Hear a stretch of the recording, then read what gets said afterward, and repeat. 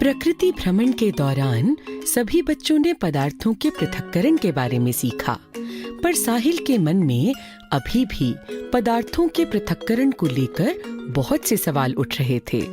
साहिल यह सब सोचते हुए घर की तरफ जा रहा था। पदार्थ तो अलग अलग प्रकार के होते हैं।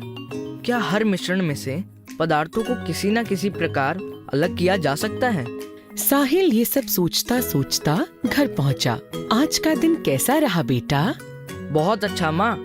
आज कला प्रदर्शनी के लिए हम सब कुछ सूखे पत्ते तथा कंकड़ इकट्ठा करने गए थे और वहीं पर रोहित भैया ने हमें विभिन्न पदार्थों के मिश्रण को अलग अलग करना बताया।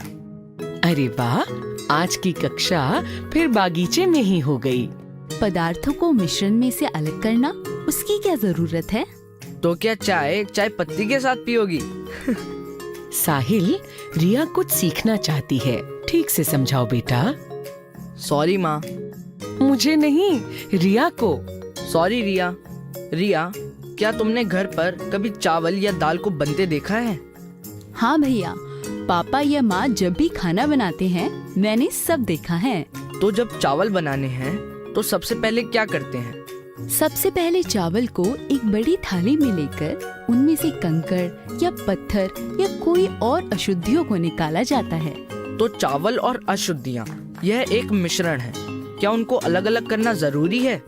हाँ, हम चावल में मिली अशुद्धियाँ थोड़ी ही खाएंगे। तो इसीलिए मिश्रण से पदार्थों को अलग करना जरूरी है। और ऐसा जरूरी नहीं कि मिश्रण में कोई पदार्थ हानिकारक या कोई उपयोगी। कभी कभी दोनों ही पदार्थ उपयोगी हो सकते हैं। जैसे जब माँ मक्खन बनाती है तो मैं मक्खन भी खा लेती हूँ और अलग हुआ मट्ठा भी। साहिल और रिया बहुत जोर से हंसते हैं। अगर दोनों भाई बहन का हंसी खेल हो गया हो तो मेरे और पिताजी की मदद करोगे? हाँ। आज खाने में क्या बन रहा है? साहिल, आज खाने में बिरयानी और पकौड़े बन रहे हैं। माँ, पकोड़ों के साथ चटनी नहीं मिलेगी क्या? बिल्कुल बनेगी। आज हम चक्का दही बनाएंगे। पिताजी बिरयानी की तैयारी में लग गए और माँ बिरयानी में डलने वाली सब्जियां काटने लगी। साहिल, जरा मुझे एक बड़ा बर्तन तो देना। चावल से सभी कंकड़ पत्थर तो अलग हो गए हैं, कुछ और छोटी अशुद्धियां पानी से धोकर निकल जाएंगी। साहिल बड़े गौर से पिताजी को चावल को धोते हुए देख रहा था। उसने देखा कि पानी की मदद से भी बहुत सी अशुद्धियां चावल से निकल गईं। उसने झट से पिताजी से ये सवाल पूछ लिया।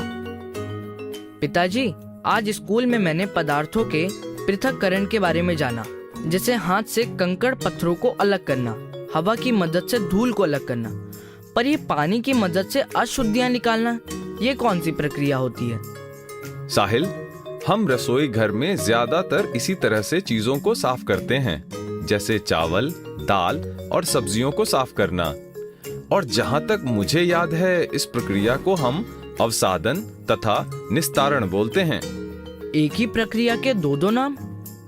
अरे नहीं साहिल, देखो, जब आप पानी एवं दाल या चावल को मिलाते हो तो कुछ कण ऊपर तैरने लग जाते हैं और कुछ कण नीचे बैठ जाते हैं।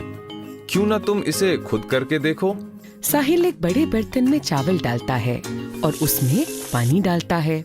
वह देखता है कि छोटी छोटी अशुद्धियां पानी में ऊपर तैरने लगीं और चावल बर्तन की सतह पर बैठ गए।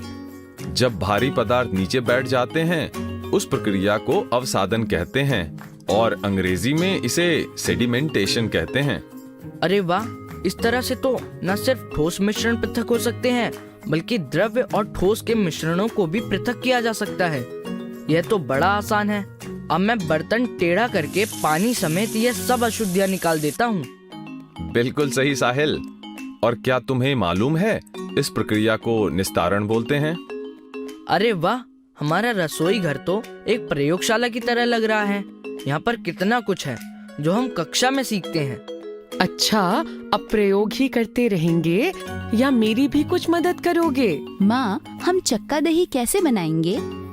बहुत आसान है। इस दही में से सारा पानी अलग करना है, बस।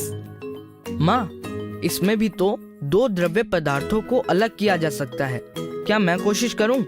साहिल ने बर्तन टेढ़ा करके पानी निकालने की कोशिश की, पर पानी की एक बूंद भी अलग नहीं हुई। बेटा, यहाँ निस्तारण और अवसादन की प्रक्रिया नहीं, दही से पानी अलग करने के लिए हमें कपड़े में दही को थोड़ी देर तक रखेंगे और कपड़ों के छिद्रों में से सारा पानी अलग हो जाएगा और चक्का दही तैयार हो जाएगा। अरे वाह, यह एक और तरीका है दो पदार्थों को अलग करने का। और इसे निस्यंदन यानी फिल्टर करना बोलते हैं। यहाँ कपड़ा एक फिल्टर की तरह काम कर रहा है।